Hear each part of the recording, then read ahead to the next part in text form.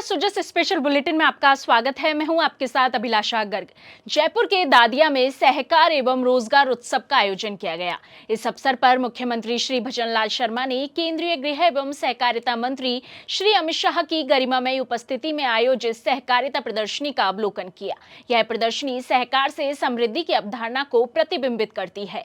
केंद्रीय गृह एवं सहकारिता मंत्री ने कहा कि राजस्थान वीरता, देशभक्ति और धर्म संरक्षण की भूमि है। उन्होंने कहा कि राजस्थान देश के कृषि विकास में बड़ा योगदान दे रहा है।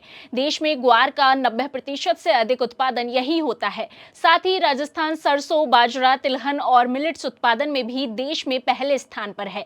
श्री शाह ने कहा कि हर गांव, हर गरीब, हर किसान तक सहकारिता को पहुंचाने के लिए प्रधानमंत्री ने सहकारिता मंत्रालय की स्थापना की है। आने वाले 100 साल अब सहकारिता के हैं। उन्होंने कहा कि आज 98% ग्रामीण क्षेत्रों में सहकारिता की सक्रिय भूमिका है। देश के गेहूं और धान की 20% खरीदी में सहकारिता का योगदान है। 35% उर्वरक और 30% चीनी का उत्पादन तथा 20% उचित मूल्य की दुकानों का संचालन सहकारिता के माध्यम से होता है। श्री शाह ने कहा कि मुख्यमंत्री के नेतृत्व में राजस्थान सहकारिता में नवाचारों को अंगीकार करते हुए बेहतरीन काम कर रहा है तथा देश के टॉप 5 राज्यों में शामिल हो चुका है। राजस्थान देश के कृषि विकास में बहुत बड़ा योगदान कर रहा है। ग्वार का उत्पादन 90% से ज्यादा हमारे राजस्थान में है। 46% सरसों, 44% बाजरा, 22% तिलहन और 15% मिलेट्स के साथ ये सभी उत्पादन में राजस्थान देश में पहले नंबर पर है। 18% मूंगफली के साथ दूसरे नंबर है। ज्वार, चना, दलहन और सोयाबीन में ये तीसरे नंबर पर है।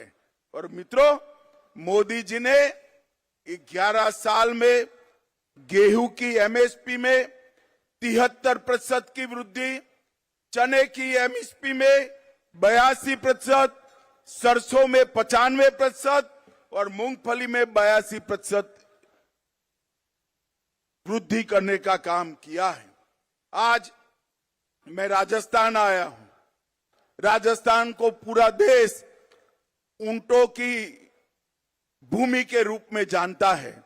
हमने कोऑपरेटिव का उपयोग कर ऊंटों का नस्ल संरक्षण और ऊंटनी के दूध का औषधीय गुणों के परीक्षण पर रिसर्च शुरू किया है, जिससे आने वाले दिनों में ऊंटों के अस्तित्व पर कोई खतरा नहीं आएगा। राजस्थान सरकार ने भी इतने कम समय में ढेर सारे काम किए। इस अवसर पर मुख्यमंत्री श्री भजनलाल शर्मा ने कहा कि प्रधानमंत्री श्री नरेंद्र मोदी के नेतृत्व और केंद्रीय गृह एवं सहकारिता मंत्री श्री अमित शाह के मार्गदर्शन में देश में नए कीर्तिमान स्थापित हो रहे हैं। सहकार से समृद्धि के पथ पर देश तेजी से आगे बढ़ रहा है। उन्होंने कहा कि राज्य सरकार सहकारी समितियों और पैक्स को सशक्त बना रही है। आज प्रदेश में 41,000 से अधिक सहकारी समितियां हैं, जिनसे 1 करोड़ 10 लाख से अधिक लोग जुड़े हुए हैं। अब तक 976 नए एमपैक्स का गठन किया जा चुका है। 2 वर्षों में शेष सभी ग्राम पंचायतों में ग्राम सेवा सहकारी समितियों का गठन कर दिया जाएगा। उन्होंने कहा कि राज्य सरकार नया कोऑपरेटिव कोड लाने की दिशा में कार्य कर रही है।